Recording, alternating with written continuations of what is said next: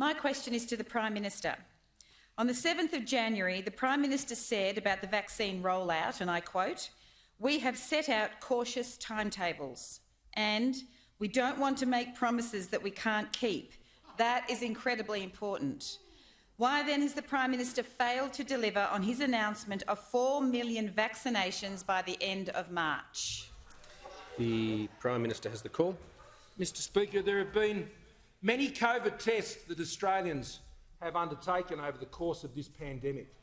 But there is a test for the opposition when it comes to national unity on the delivery of the vaccine program, Mr Speaker. Members on my left. The Labor Party in this chamber is failing the test of national unity, Mr Speaker, to support the national vaccination program.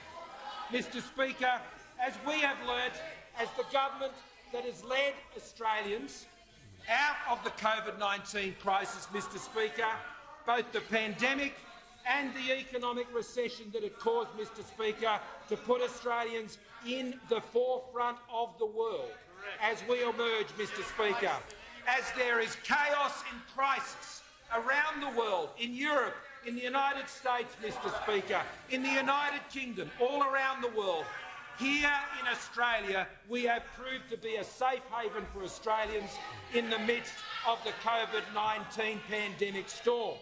And, Mr Speaker, as we have learned, as we've led the country in that way, that it is important to continue to respond to events as they occur. Now, it may be lost on the Labor Party, but when you order 3.8 million, Mr Speaker, vaccines from Europe, and 700,000 are able to be delivered because of the crisis in Europe, this is something that the Labor Party seems to overlook. What they also fail to overlook, Mr Speaker, is it was this government in August of last year that knew that supply chain vulnerabilities would be present. So we put in place, in August of last year, the commencement of a program to create a domestic manufacturing capability for the AstraZeneca vaccine.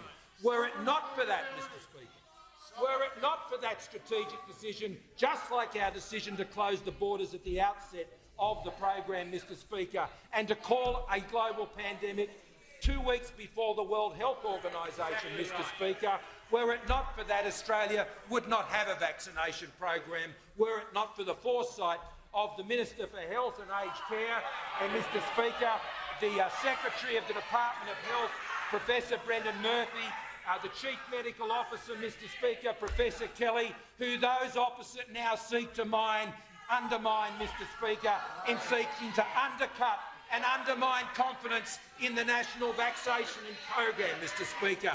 This is a leader of the opposition who only has political bones in his body, Mr Speaker. You won't find any other bones, Mr Speaker, and you certainly won't find a spine.